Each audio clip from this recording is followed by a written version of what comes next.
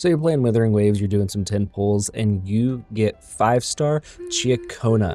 We're gonna see how many times I'm gonna mispronounce her name in this video. And what do you get with Ciaccona besides a BARD well? Ciaccona is a pistol-wielding, somehow pistol-wielding arrow user, and in this video we're gonna look at how to use Ciaccona. So I think I have the pattern for these videos figured out. First, we're gonna talk about her forte gauge. Now we need to talk about how to build her forte gauge. And does her basic attack build it? Yes, specifically her basic attack 4. There are actually a couple of different ways to build her forte gauge. Basic attack 4 is one of them. So as you can see, we're going to go through doing our basic attack until basic attack 4.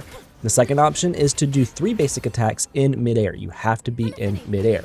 Or you can even hit your skill, which just does an instance of arrow damage, kind of moving you forward, followed up by 3 basic attacks, because it will immediately allow for after the skill you to do basic attack 2, skipping basic attack 1, doing basic attack 2, 3, and then 4 to get that. You can also do the dodge counter and then followed up by a couple of basic attacks to get another one of the forte bar. Once we have our forte bar, if we do a heavy attack, we are going to activate the forte bar, giving us this really cool heavy attack. It is going to kind of pull enemies in, doing a lot of arrow damage.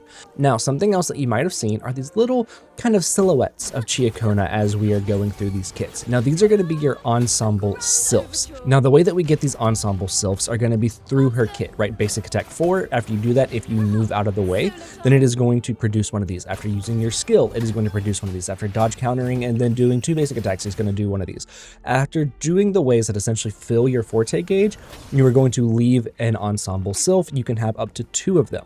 Now, these ensemble sylphs are going to sit there and do what is called a solo concert, which Ciaccona can do if you do her basic attack 4 and then just watch her animations afterwards. We're going to get a solo concert. Once we move out of that solo concert, if we quote unquote interrupt the solo concert, then it is going to generate one of these sylphs. When Ciaccona or a sylph performs a solo concert, they're going to give 24% arrow damage bonus to all nearby resonators in the team.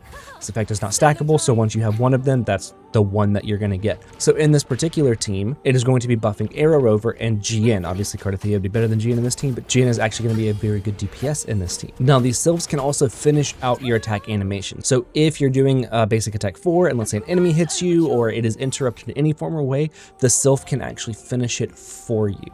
Now, before we talk about her Resonance Liberation, let's look at her 2 passives. Casting her Resonance Liberation grants her a shield equal up to 100% of her max HP for 4 seconds. Switching out kind of removes this, so doing this is just going to give you an instance of the shield. Her second one is going to increase the damage of that heavy attack that we talked about earlier. That's really it for her 2 passives. Now, whenever we use her ulti, it is going to do an instance of arrow damage, as well as give us this fun mini game, being able to hit A or D with the rhythm to do either arrow or spectro damage.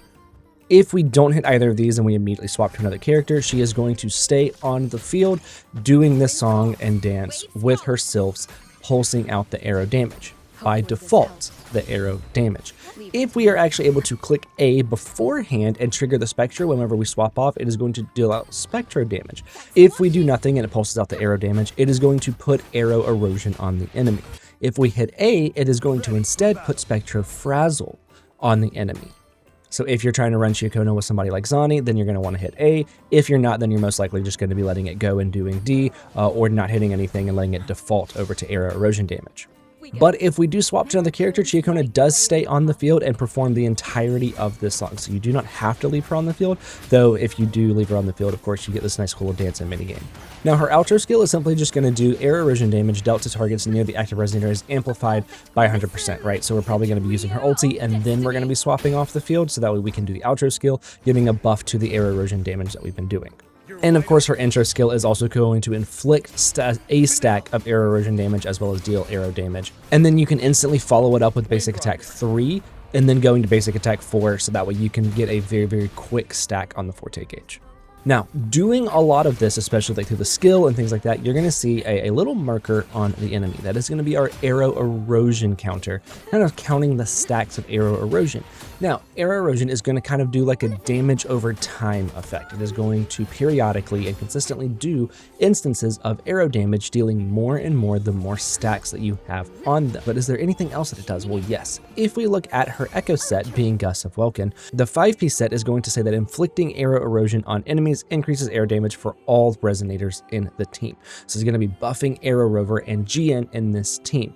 The resonator triggering this effect gains additional arrow damage increase. So it's going to also buff Ciaccona's arrow damage, not only on the first part, but on the second part as well. Now for this, we're probably gonna be running a crit rate or a crit damage main echo, then we're gonna be doing arrow damage, and then we're gonna be doing attack on the 1 costs. For weapons, of course, Woodland Aria is gonna be her signature, it's gonna be her best weapon, but if you do not have it, you do have some other options. Of course, you do have some of the other 5-star pistols that are gonna be good. You also have Static Mist, which can be good, which is the standard 5-star pistol, or you can do the Renacita Kratel weapon, which is gonna actually give you a damage increase after giving a negative status effect to the enemy. So this is gonna be a really good option for Ciaccona. Now that's going to be it for this video. Let me know down below in the comments if you have Ciaccona, what you use her with, if you have a DPS, like a straight DPS, if you're making her your DPS, or if you're actually using her with somebody like Cardathea or GN. Let me know down in the comments. Storekeeper has blue-white hair, I have green hair, and I will see you in the next one.